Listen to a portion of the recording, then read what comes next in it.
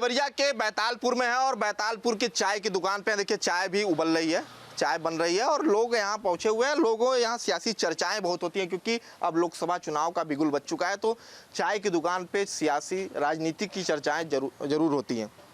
लोगों के बीच चलेंगे और लोगों से बातचीत करेंगे। जिस तरह से मंदिर रामलला के प्राण प्रतिष्ठा के टाइम विरोध हो रहा था, जिसके बाद अब मुख्तार के घर जा रहे हैं, तो क्या लगता है कि ये सब करने से विपक्ष को फ़ायदा मिलेगा? नहीं, एकदम फ़ायदा नहीं मिलेगा। विपक्ष को कहीं से फ़ायदा नहीं मिलने वाला है। राम मंदिर पर कोई विरोध नहीं, सारा जनता बहुत खुश है। राम मंदिर हर गांव से लोग जा रहे हैं, दर्शन कर रहे हैं, अपनी व्यवस्था से लोग जा रहे हैं। ट्रेनें चल रही हैं, देवरिया भटनी से एक ट्रेन चलती है यहाँ से और 2 बजे करीब जाती है। सभी लोग रामलला का दर्शन करते हैं, कहीं कोई विरोध नहीं है। चलिए कुछ और लोग हैं, उनके बीच भी चलेंगे। जिस तरह से रामलला के प्राण प्रतिष्ठा का विरोध हुआ था, अब मुख्तार के घर लोग जा रहे हैं, अखिलेश गए, ओवैसी गए, तो क्या लगता है 2024 चुनाव में ये जीत हार तय करेगा?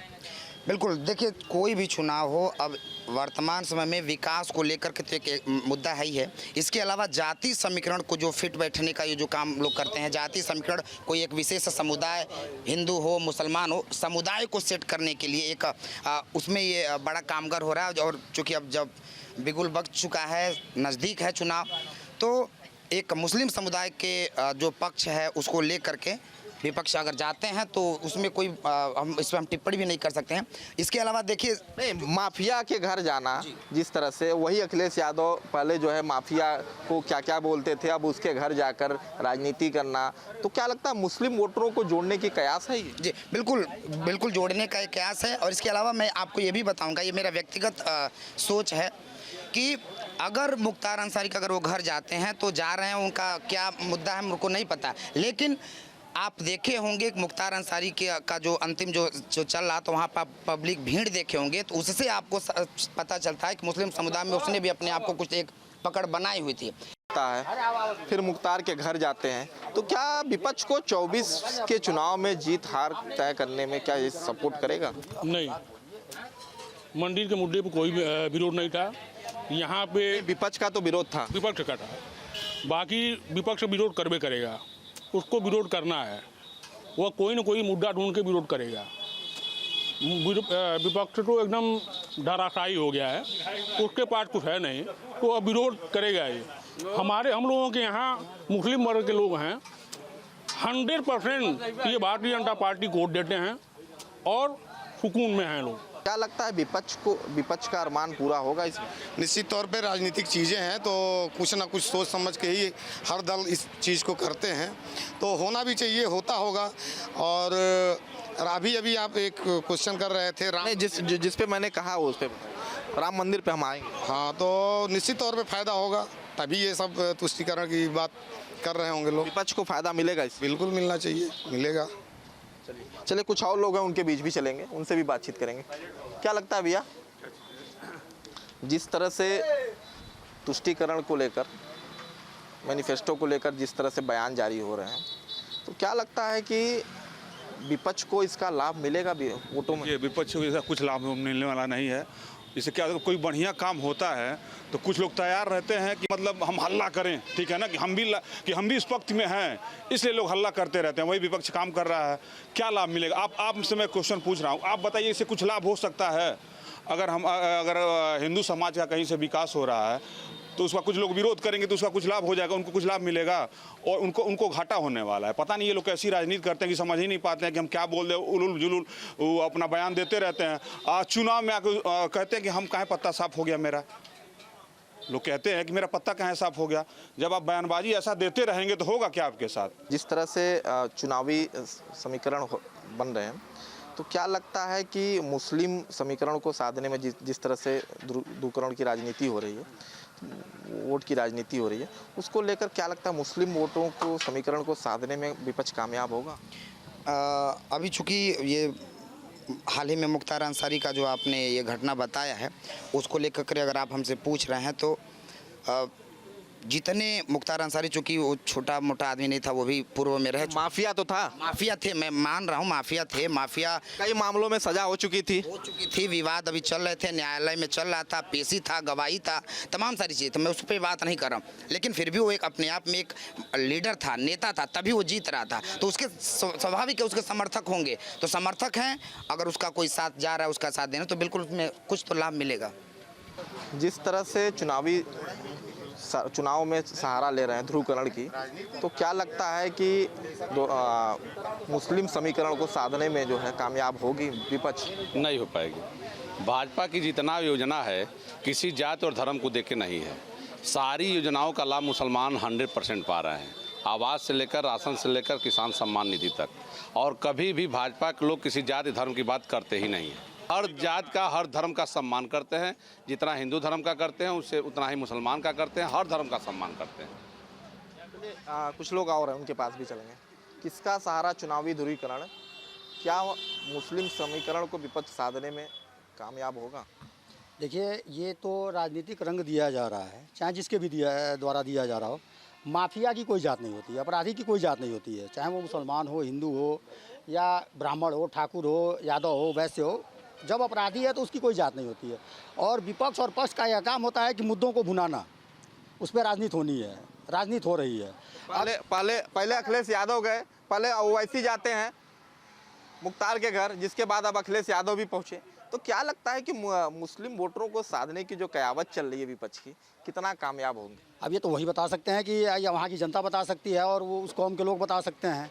ऐसा तो है नहीं कि अखिलेश गए या वो ऐसी गए तो कुछ संवेदना व्यक्त करने गए होंगे। ये भी तो हो सकता है कि भैया चलो उसकी नहीं। माफिया को पहले जो है माफिया कर पुकारते थे, फिर उसके घर जाना, इस तरह से बात करना, तो क्या लगता है ये 2024 चुनाव को लेकर साधने की कोशिश? ये हमने पहले ही कह दिया कि ये अपनी अपनी राजनीतिक रोटी सेकने की बात चल रही है। इसमें फ़ायदा नुकसान वो पार्टियां जानती हैं, जो गए वो जानते हैं। लेकिन राजनीति, अब चूँकि चुनावी माहौल है, मंदिर का जिक्र हुआ, मंदिर बन गया, चलिए भगवान पर सबकी आस्था है, मंदिर बनना चाहिए। लेकिन मंदिर के साथ साथ जो चीज़ें हैं, जैसे बेरोज़गारी है, महंगाई है, उस पर भी सरकार को काम करना चाहिए। जनता आज त्रस्त है, परेशान है, किसान आज परेशान है, तो उस पर भी विकास केवल मंदिर से नहीं होता है। विकास जब देश का आर्थिक ढांचा सही होगा, हमारे युवाओं को अच्छी शिक्षा मिलेगी, अच्छे रोज़गार मिलेंगे, रोज़गार के अवसर आएंगे, तो विकास तो होना है। और सरकारें आती हैं विकास करने के लिए, चाहे जो भी सरकारें होंगी। विकास इनके समय में भी हुआ, भाजपा ने भी किया, विकास किया, नो डाउट कि विकास नहीं किया होता तो 10 साल से सरकार नहीं चलाते। विकास तो शुरू जब भारत आज़ाद हुआ क्यों भैया मान गए विकास हुआ? हाँ, एकदम हुआ है। सभी लोग लास्ट में बोल ही देंगे कि विकास हुआ है, अंतरात्मा बोल ही देंगे कि विकास हुआ है। देखिए थोड़ा सा कुछ लोग सुनिए, कांग्रेस के लोग कहते हैं, सपा के लोग कहते हैं विकास हुआ है। अब वो लोग डरे हुए हैं कि भाई अब क्या कहें, जैसे विरोध करें। बोल तो दिए, हाँ बोल दे भैया विकास, हाँ भैया नहीं विकास, हम विकास की परिभाषा पे ही आते हैं। क्या अटल बिहारी वाजपेयी के उस कथन को आप याद कर सकते हैं? अगर उस कथन को याद कर लें कि आज नेहरू कांग्रेस जब आज़ादी मिली तो भारत में था क्या, लेकिन जो सरकारें आई, जितने संसाधन थे उसमें उन्होंने डेवलपमेंट किया, विकास किया, IIT बने, एम्स बने। आज भाजपा की सरकार उसको आगे बढ़ा रही है, नो डाउट कि काम नहीं हो रहा है, लेकिन विकास आज अचानक तो पैदा हुआ नहीं। अचानक एक सवाल होता है, एक सामान्य आदमी की जरूरत क्या होती है? एक सामान्य आदमी की जरूरत अच्छा स्वास्थ्य, अच्छी शिक्षा। किसान है तो उसके लागत का समर्थन मूल्य जो है, जो अपना खेत में गेहूं पैदा कर रहा है, सरसों पैदा कर रहा है, गन्ना बो रहा है, उन्हें वो उसका उचित दाम मिले, ताकि वो अपने बच्चों, चूँकि ये जहाँ आप खड़े हैं यहाँ पे केवल गन्ने से ही अपने लड़कियों की शादी किसान किया करते थे, बच्चों की पढ़ाई किया करते थे। और उन्हीं गन्ने की कमाई से लोगों ने अपने लड़के को, किसी ने IAS बनाया, किसी ने डॉक्टर बनाया, इंजीनियर बनाया। तो यहाँ विकास का मेन मुद्दा जो है शुगर फैक्ट्री है। और आम जनता की ज़रूरत, आप खुद होंगे कि इस समय महंगाई थोड़ा सा ज़्यादा है कि नहीं है? आप बता दीजिए, महंगाई का असर है कि नहीं है? क्या भैया ये तो कह रहे हैं महंगाई बहुत है? नहीं, महंगाई कहाँ बहुत है, महंगाई बहुत कहाँ है। अब एक चीज़ बताइए, गेहूं का रेट आज के डेट में 2275 रुपया है, सुन लीजिए, धान का रेट 2200 रुपया है, गन्ने का रेट आपका 365 रुपया है, खाद का रेट वही है 285 रुपया है। तो मान लीजिए हमारे धान गेहूं का दाम भी तो बहुत बड़े हैं। इस समय बाजार में गेहूं का कीमत है। क्या भैया क्या कह रहे हैं? महंगाई कह रहे हैं, महंगाई बहुत बढ़ गई है। क्या महंगाई बता रहे हैं कि बहुत बढ़ गई। महंगाई नहीं बढ़ी है, पैसा बढ़ा है। हर लोगों के पास पैसा हो गया है, ऐसा नहीं है महंगाई नहीं बढ़ी है। गेहूं का रेट 2400-2500 रुपये किलो बिक रहा है। कहाँ महंगाई बढ़ी है? इनकम बढ़ा है। महंगाई कहाँ बढ़ी है? महंगाई बढ़ती तो साइकिल चलती, बैलगाड़ी चलती। रोड पे इतनी गाड़ी चल रही है, महंगाई दिख रहा है? आप बताइए, महंगाई दिख रहा है? रोड पे जाम लगा हुआ है, एक से बढ़ के एक लग्जरी गाड़ियां दिख रही हैं, महंगाई चल रहा है। ये महंगाई रहता तो गाड़ी दिखती। बस रोना है, कहना महंगाई हो रही है। सभी लोग खुश हैं, ठीक है ना? सभी लोग 85 रुपया था 14 में। आज से 10 साल पहले पेट्रोल का दाम 85 रुपया था, 86 रुपया था। आज समय 10 साल में मात्र 10 रुपया ज़्यादा है। महंगाई कहाँ है? आज से 10 साल पहले पेट्रोल का कीमत 85-86 था और 10 साल में मात्र 10 रुपये बढ़े हैं। तो महंगाई बढ़ी कहाँ है? वही सिलेंडर लेने के लिए 400 रुपए का हम 4 दिन में लाइन में लगते थे। यहीं सिरजम में बढ़ता था तो लोग शुक्रवार को लाइन लगाते थे। अपना सिलेंडर 3 दिन पहले जमा करके 300 रुपया देते थे कि भैया हम कल संडे को आएंगे लेने, तो मेरा सिलेंडर आगे रख के रखना। तो 3 दिन हमारी मजदूरी गई। अगर उस समय हमारी मजदूरी 300 रुपया हो तो 3-3-900 रुपया वो हो गया, 400 रुपये का मिल गया, 1300 रुपया होगा। 200 रुपये हम उसको देते थे कि तुम मेरा लाइन में लेके रखना, तो 1500 रुपये में सिलेंडर मिलता था। बताइए महंगाई कहाँ थी? विकास में पार्टी का भी विकास हुआ है। कांग्रेस के कितने निजी कार्यालय हैं और भाजपा के कितने निजी कार्यालय हैं, आप यही गुणागणित कर लीजिए। इतने सालों में कांग्रेस के कितने कार्यालय हैं, आप बीजेपी का कितना कार्यालय है? क्या भैया क्या कहेंगे? विकास का पता चल जाएगा। नहीं, भाजपा का हर जिला में कार्यालय है इनका। और कांग्रेस के समय के जितने पैसे लोग जाके स्विस बैंक में जमा किए हैं, कांग्रेस के लोग चंदा दे करके, पार्टी के लोग चंदा दे करके हर जगह हर जिले में इनका अपना कार्यालय है, अपने ज़मीन में है। और कांग्रेस इतना बड़ा घोटाला करके विदेशों में पैसा जमा कर दिए, कई लाख करोड़, 100,000 करोड़। ये कांग्रेस के समय का ही घोटाला है। भाजपा में एक भी आदमी को बताइए जो घोटाला में जिसका नाम आया हो।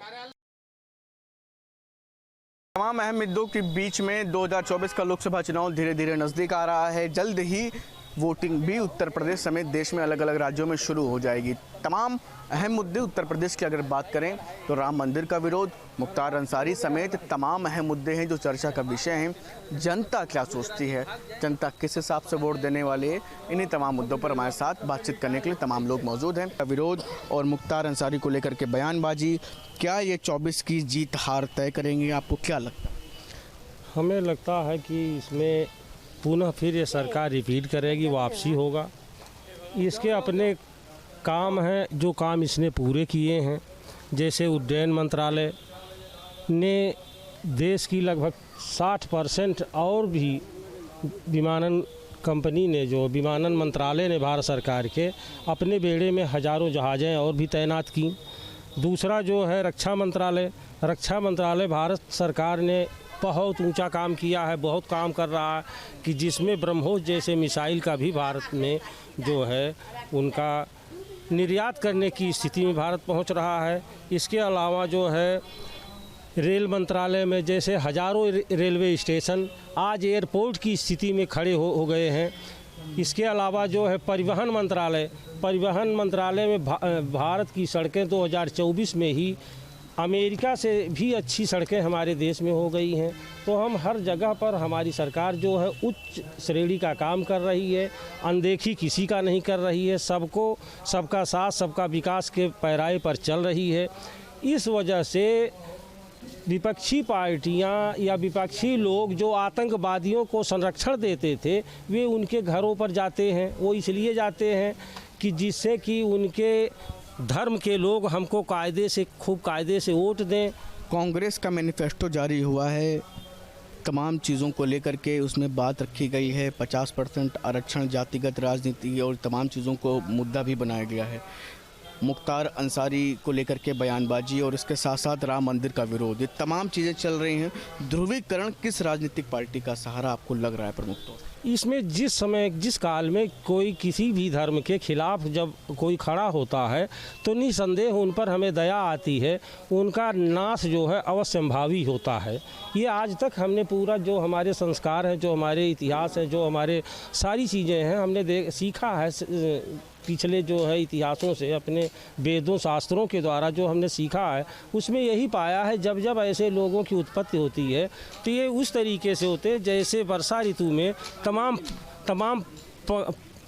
छोटे छोटे कीड़े उड़ने लगते हैं और वे फिर घर वापसी उनका नहीं होता, मौत उसी दिन उनकी सुनिश्चित होती है। इधर बारिश हो रहा होता है, वो नीचे सब ज़मीन पर धराशायी हो जाते हैं और सुबह जितने भी छोटे छोटे जीव खाने वाले हैं सब उन्हें खा करके उनके पखने वहाँ छोड़ देते हैं। ठीक इसी तरीके से इनकी गति नाश के करीब जा रही है। ये अंग्रेज़ों की पार्टी थी जो ह्यूम ने बनाया था। ये वो ह्यूम जिन्होंने बनाया था इस पार्टी को, सारी दुनिया में अपना जो है प्रभुत्व कायम करने के लिए लोगों को कहने का मतलब अपने अधीन करने का, हमेशा अधीन करके उन पर अधिकार करने का यह कर्म इनका था। इस वजह से इसकी उत्पत्ति किए थे। तो जो यहाँ के जो है काले अंग्रेज बच गए थे, वे काले अंग्रेज़ों ने उसका पीछा करते करते उस काले अंग्रेज़ों ने उस कांग्रेस को पकड़ लिया। अब कांग्रेस को पकड़ लिया, पैटर्न पे चल रही कुल मिला के आपको कहना। बिल्कुल बिल्कुल देश की सबसे पुरानी पार्टी और विश्व की सबसे बड़ी पार्टी आमने सामने, किसको मजबूत देख रहे हैं, किसको कम? मजबूत बीजेपी का 400 से ऊपर आएगा भाई। हाँ बस, इसके अलावा कांग्रेस का मैनिफेस्टो आया है, उसमें ये सब कहा है कि जो है मुसलमानों के खान पान की भी गारंटी दी जाएगी। ये आतंकवादियों की पार्टी है, आतंकवादियों के लोग सपोर्ट करते हैं। गलत को जो है ये लोग सही उसी का सपोर्ट करेंगे, जो सही रहेगा उसका सपोर्ट ये लोग नहीं करते हैं। आज से नहीं, जब से ये देश आज़ाद हुआ तब से देखा जा रहा। हाँ, क्या ये मुस्लिम समीकरण साधने का प्रयास है कि राम मंदिर में भी नहीं गए, और उसके अलावा मुख्तार अंसारी को लेकर क्या बयान कर रहे हैं? देखिए, हम बोले या ना बोले, लोग दबते हैं कि आजकल भाई किसी के साथ कोई कुछ भी कर सकता है, लेकिन जो देख रहा सुन रहा है आदमी तो एकदम साफ वही नज़र आ रहा है। बात समझ रहे हैं ना? हाँ, तो वही बात भैया, हमको डर है, अकेला आदमी हूँ इस विषय में। अब कहाँ कौन जा रहा है तो खेला पूरा देश देख रहा है भाई। मीडिया आजकल हर जगह हावी है, गांव से लेके शहर तक, तो सब लोग देख रहे हैं भैया कौन क्या कर रहा है, कौन अच्छा है कौन बुरा है। अब अकल का अंधे अगर हम कह रहे हैं कोई पढ़ा है तब उसके लिए हम क्या कर सकते हैं, आप क्या कर सकते हैं? तमाम चीज़ें चल रही हैं। कांग्रेस ने भी मैनिफेस्टो अपने जारी किया है, मुस्लिमों को ख़ास तौर से इसमें तरजीह दी गई है, वर्ग को। यहाँ तक कि ये भी कहा गया कि आपके खान पान इन तमाम चीज़ों की गारंटी, सुरक्षा की गारंटी तमाम चीज़ों की दी जाएगी। कैसे देख रहे हैं? बीजेपी इसको लेकर के हमलावर है। सत्ता का मतलब होता है कोई भी राजा हो, प्रजा उसकी सब प्रजा होती है, कोई भी जाति धर्म परिवार का हो, ठीक है। भारतीय जनता पार्टी पहले थी भारतीय जनता पार्टी, अब भारतीय जनता पार्टी भारतीय बिजनेस पार्टी हो चुकी है। कांग्रेस की मोहब्बत की दुकान को आगे बढ़ाएगी। अभी आप देखे होंगे प्रधानमंत्री जी द्वारा कितना बड़ा घोटाला किया गया।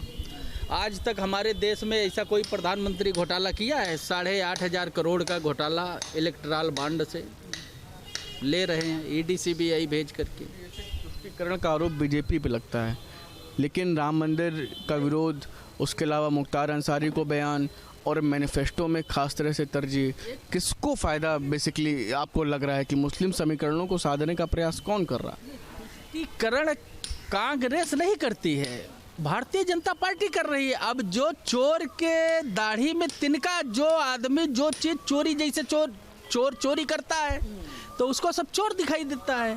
और कांग्रेस का काम है कि हर जाति धर्म को साथ में लेकर के चलने का, कोई तुष्टीकरण करने का नहीं। सबको अच्छी शिक्षा देना, नौकरी देना, महंगाई पे लगाम लगाना, ये कांग्रेस करती है। नवयुवाओं के साथ में कंधे से कंधा मिलाकर के चलने का काम कांग्रेस सरकार करती है। ये तो क्यों करना पड़ रहा है? भाजपा घेर रही है। आज पीएम ये कह रहे हैं कि मुस्लिम लीग का मैनिफेस्टो है, पीएम ने पीलीभीत में बोला। मैं बता रहा हूँ आपको कि भारतीय जनता पार्टी हमारे नवयुवा के साथ में खिलवाड़ कर रही है। उनके उम्र के हिसाब, ये उम्र से बच्चे ओवररेज हो रहे हैं। भारतीय जनता पार्टी सोचती है कि हम जो है नवयुवा बच्चों को बेरोजगार बनाएंगे तो हमारे साथ झंडा डंडा लेकर दौड़ेंगे। अगर ये नौकरी करेंगे तो हमारे साथ झंडा ढोने वाला कोई आदमी मिलेगा नहीं।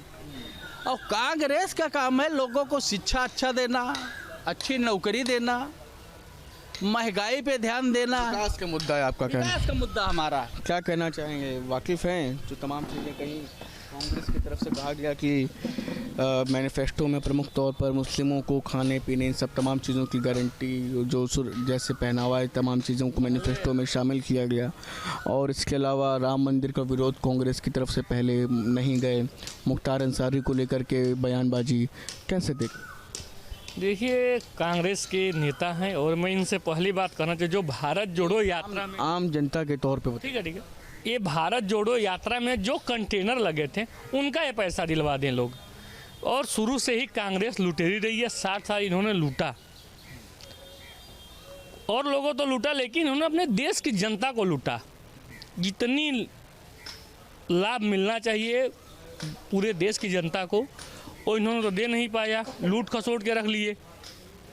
तो जब से नरेंद्र मोदी की सरकार बनी 2014 से भारतीय जनता पार्टी सरकार बनी, तो हर वो लाभ जो गरीबों तक पहुंचा, चाहे उज्ज्वला योजना के तहत फ्री सिलेंडर हो। मुस्लिम समीकरण कौन सा रहा है उत्तर प्रदेश में? देखिए, मुस्लिम समीकरण भी इस बार नरेंद्र मोदी जी के साथ है और एनडीए के साथ है। बयानबाजी से क्या लग रहा है? में जगह देना है नहीं, पूरे देश का मुसलमान 2014 से पहले अपने आप को ठगा वो महसूस कर रहा था, तो अब वो ठगने वाला नहीं है। वो जान रहा है कि जो नरेंद्र मोदी की नीति है उसमें हम लोग सुरक्षित हैं, व्यवस्थित हैं। जो जो सरकार की योजनाएं हैं उससे हमको लाभ मिला है, चाहे वो कोई भी योजनाएं हो। आयुष्मान कार्ड के तहत 5 लाख का फ्री इलाज दिया, 14 करोड़ शौचालय दिया, 6.5 करोड़ मकान दिया। क्या नहीं दिया? बहुत कुछ दिया, सबको दिया। और भारतीय जनता पार्टी सबका साथ, सबका विकास, सबके विश्वास पर काम कर रही है। और इस बार भी उच्च शिक्षा, उच्च स्वास्थ्य हमारा विकास का मुद्दा रहेगा। राम मंदिर हमारे आराध्य हैं। राम मंदिर हमारे मुद्दा हो नहीं सकते। 500 वर्षों की कड़ी तपस्या के बाद राम मंदिर बना है और मैं हृदय तल से प्रधानमंत्री और योगी आदित्यनाथ जी का स्वागत करता हूँ। राम मंदिर का विरोध, मुख्तार अंसारी को लेकर के बयानबाजी कैसे देख रहे हैं कांग्रेस की ये परिस्थिति? देखिए, कांग्रेस हो चाहे सपा हो, चाहे जो भी पार्टियां हों, और कांग्रेस का सबसे बड़ा तो ये रहा है कि जो वहाँ वायनाड से जहाँ राहुल गांधी जी लड़ रहे हैं वहाँ कांग्रेस का झंडा कम है, मुस्लिम लीग का ज़्यादा है। सबसे बड़ी चीज़ तो ये मानना चाहिए। और राम मंदिर का जो मुद्दा है, तो राम मंदिर एक सबसे बड़ा जो आस्था का केंद्र है, राम सबके उस व्याप्त हैं। दूसरा ये है कि वहाँ से जो विकास की गति हमारी पहुँच रही है उत्तर प्रदेश की, वो बहुत तगड़ी पहुँचेगी। जो मॉडल तैयार किया है जो है वो हमारी सबसे ज़्यादा अभी तक के तो शायद कितना आ गया है वहाँ पे। क्या मुस्लिम समीकरण साध रही है कांग्रेस? वो साध करके अभी तो साध ही रहे हैं, वो साध ही रहे हैं, इसीलिए भगे हैं यहाँ से, वायनाड चले गए हैं कि जहाँ मुस्लिम हो वहीं से हमको करना है। भाई वो तो जिन्ना तुष्टीकरण कर रही है, तुष्टीकरण कर ही रही है, बिल्कुल कर रही है कांग्रेस, उसमें कौन सा हुआ है बजाय। मुख्तार, एक चीज़ बताइए, जब अभी अखिलेश यादव जी वहाँ गए थे उनके मुख्तार अंसारी के घर जो है, और जब वो मरे थे कृष्णानंद राय की हत्या जब उसने करवाई थी तब नहीं गए थे? क्यों नहीं संवेदना व्यक्त करने गए थे? बड़ा सा फोटो उनका लगा था, क्यों लगा हुआ भाई? भाई क्यों लगा था उनका संवेदना व्यक्त करने के लिए? क्यों नहीं गए आप उस समय? तुष्टीकरण और मुस्लिम समीकरण बिल्कुल बिल्कुल बिल्कुल, लेकिन उससे कोई फर्क नहीं है। भारतीय जनता पार्टी की सरकार बनेगी, फुल बहुमत से आएगी, उसमें कोई नहीं। हाँ, तो बिल्कुल अलग अलग राय जनता की निकल करके सामने आई। आज लोगों ने अलग अलग तरीके से अपनी बात रखी। अब देखना ये होगा 2024 के लोकसभा चुनाव में किसकी क्या रणनीति कितने काम आती है और कौन सी राजनीतिक पार्टी सत्ता पर काबिज होती है। वीडियो जर्नलिस्ट सैफुल हसन के साथ शुभम पांडे, न्यूज स्टेट, लखनऊ।